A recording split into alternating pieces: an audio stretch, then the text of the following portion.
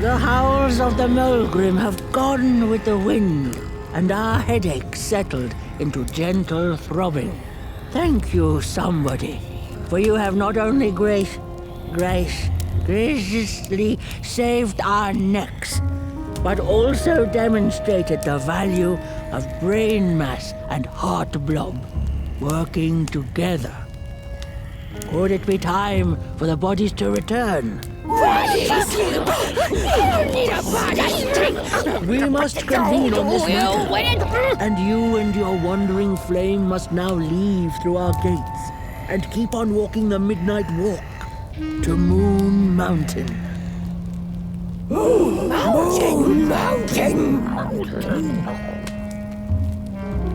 Here you go, somebody. This key will open the town gates. Blech.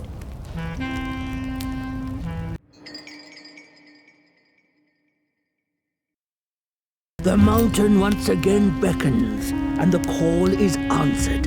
Fare thee well, and take good care of your flame. The dark itself is hungry. Last time I saw my body.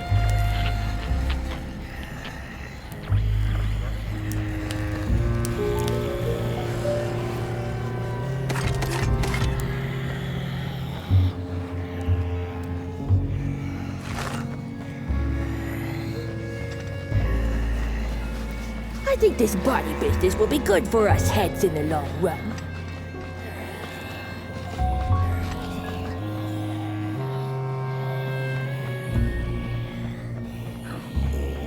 The bodies might be returning. Oh, you gotta be a somebody before you can become a nobody head on now. And then be the bodies again. They might be returning.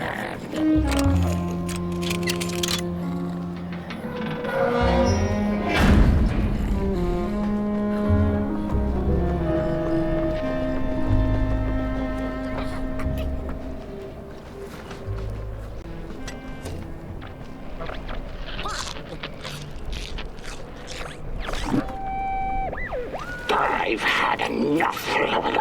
First it was the big Mulgrim hunt, and then when they forced us out into that make-a-forgiven swamp. I hate hiking, and then when we had nothing left to hunt, we started fighting each other, and then Mr. Mayor gets this grand idea that we should chop our own heads off and banish our bodies. How does that even scientifically work?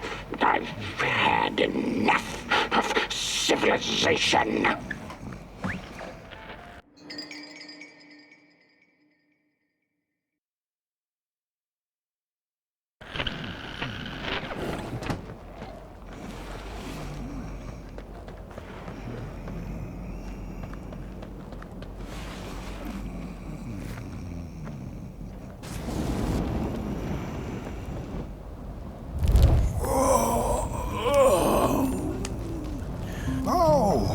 Back from a little swamp detour, huh? Hope the heads didn't give you too much trouble. At least your head looks attached to its shoulders and your friend's is, well, burning. So do not despair. Should you once again lose your way along the midnight walk, you're probably meant to. The body can be a terrible master, but a wonderful servant.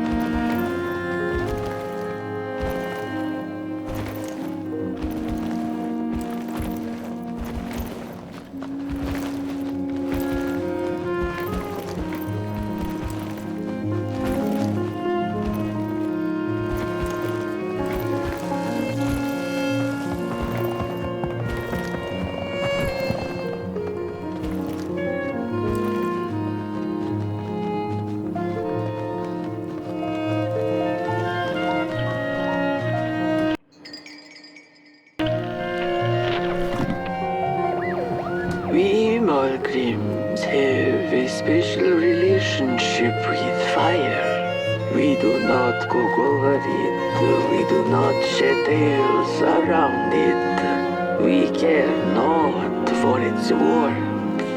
Ours is a different connection entirely. Fire is our window to truth and into the world beyond clay, to which we must return.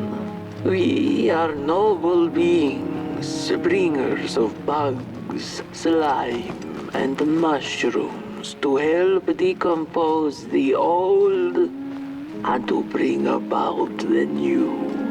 We are the caretakers of this world, and woe be to those who seek to end us, for they seek to...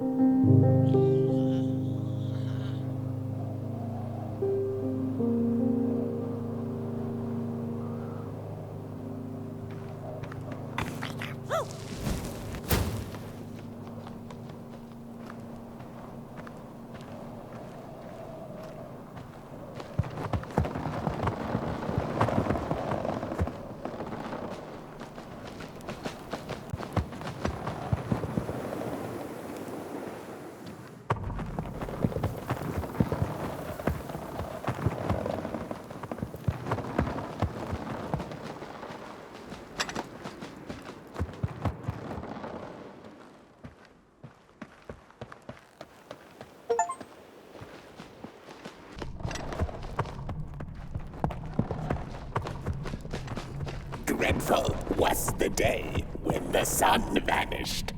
The waters dried up, birds went quiet, and the dark itself seeped unchecked into the work table as the cold, chewed paper moon rose over the mountain. The night that followed would be long as the midnight walk.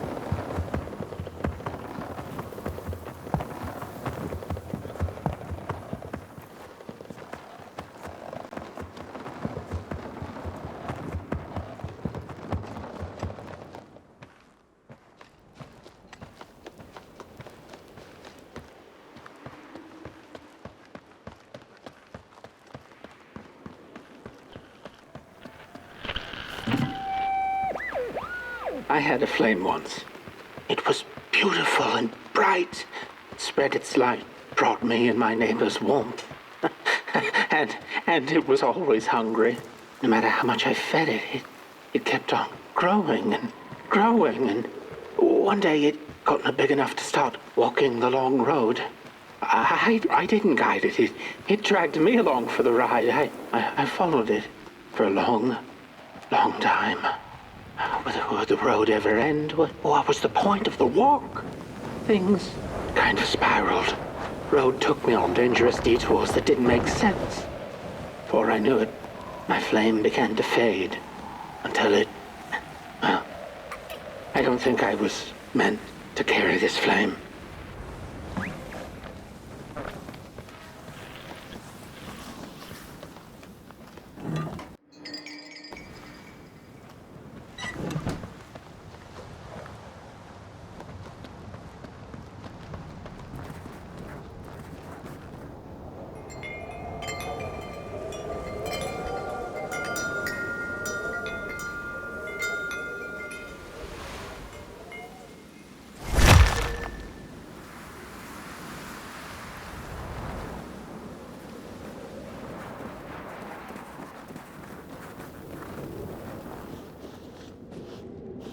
There once was a freezing cat who was looking for shelter when she came across a dark cave.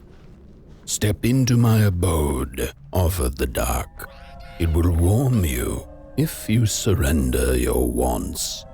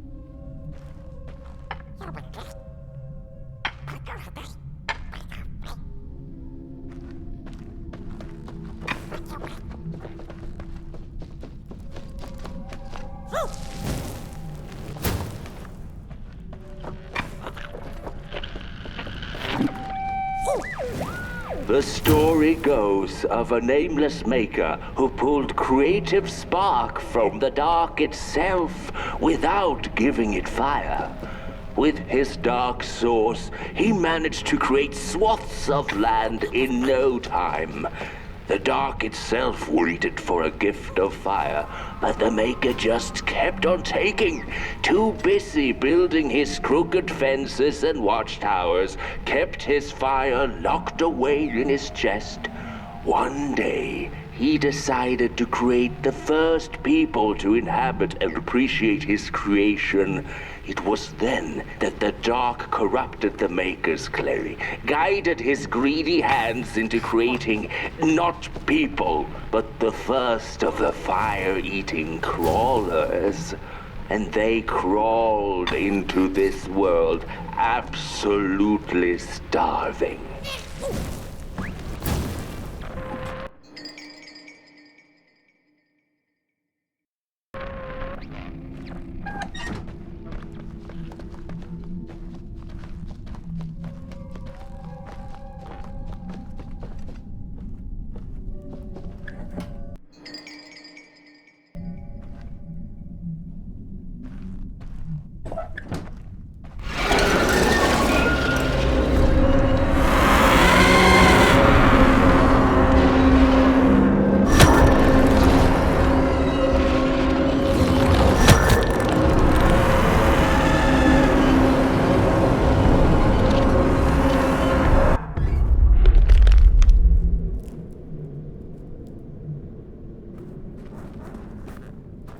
The dark's eyes were much too big and watchful for the cat's liking. She went on to find warmth somewhere else.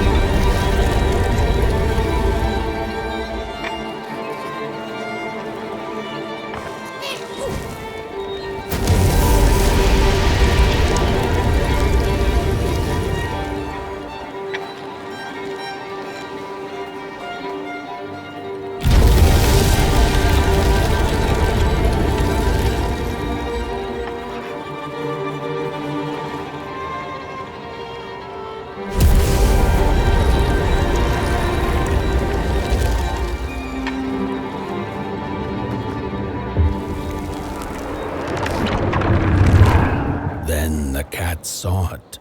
Rooftops piercing the sky. Approaching the town, she was greeted by a crone. Come, kitty, kitty, you must be tired. Sit in my lap.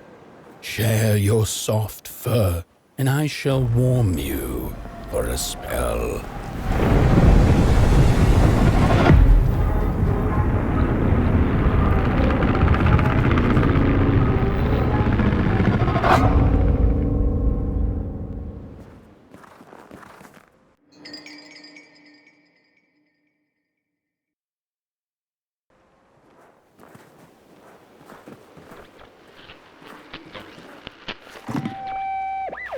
Hello, Mother. The well said to give it a match, so you and I could talk again. I hope this works, because that was my last one, and well, it's cold now. But It doesn't matter. We can finally talk after everything. So, how are you? Do they have fire where you are? Not the hellish kind, I hope. Is Father there too? I think you should talk to him again. I know it doesn't seem like it, but I know he loves you still. I love you. Still. I can't feel my hands. I can't feel anything.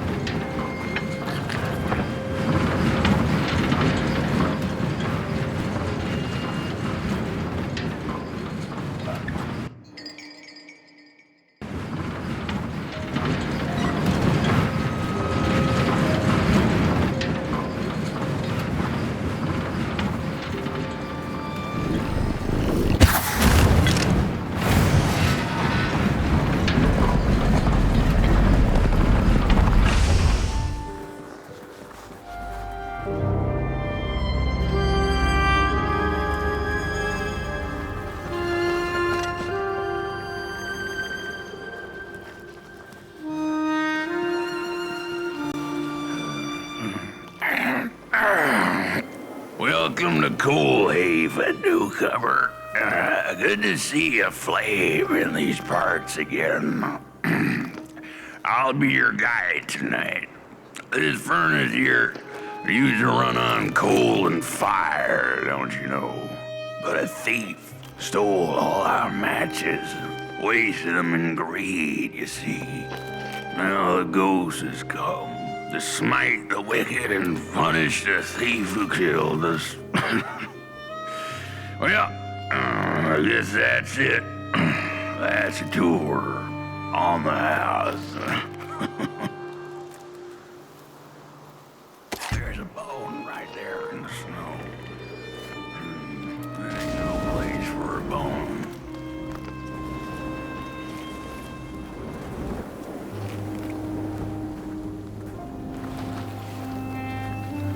Your flame could bring back warmth to our graves. May the worms in our bellies dance again.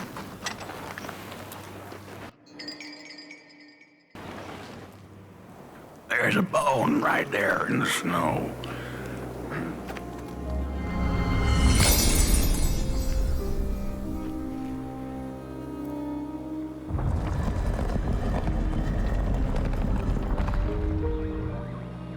Oh, do you feel that? Something's changing.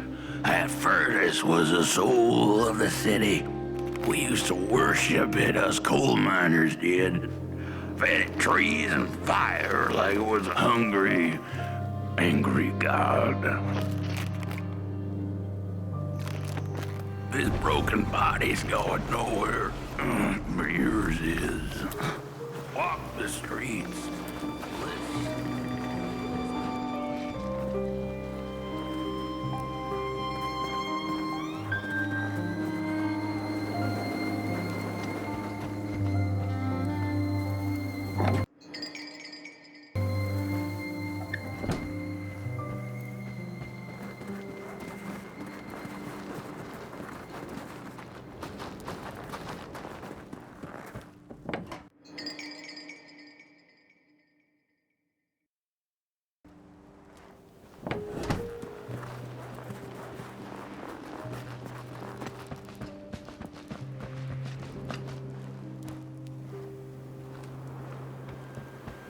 The cat didn't like the crone's crude pettings. Her hands tugged at her fur.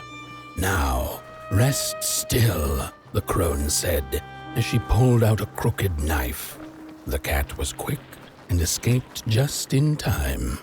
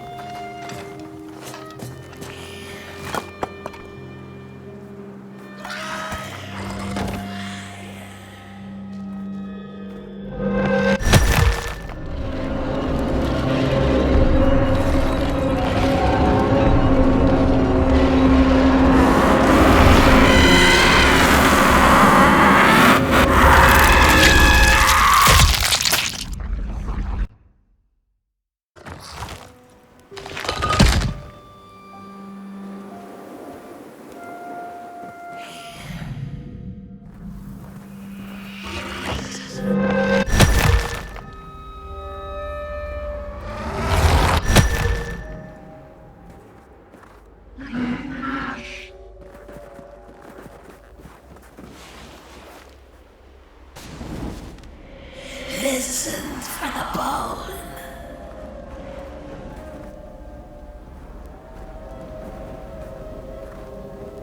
He killed us all. Listen.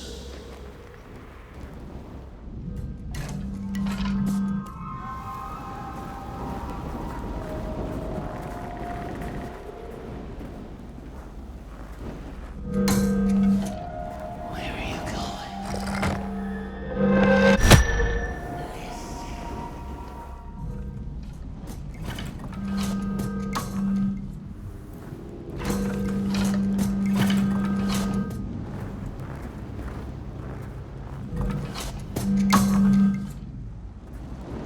Where are you going?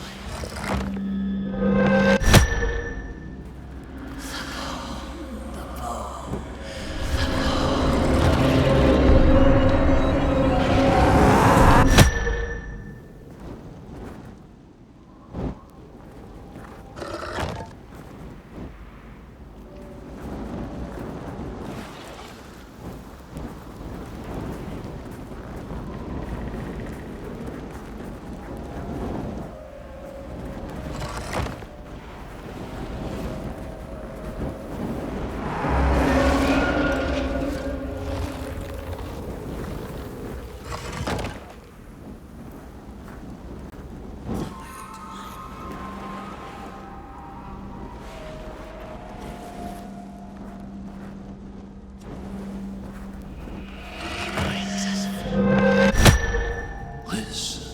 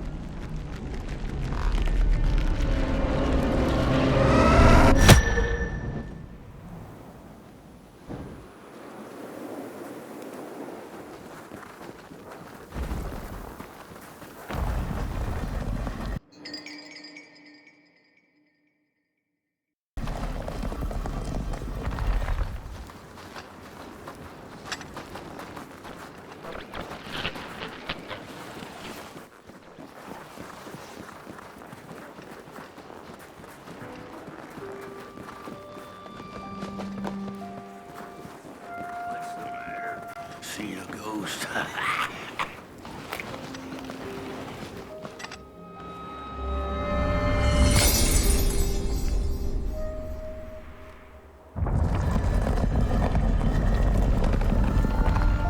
The thief loved the stars. Would have plucked them out of the sky if it were possible.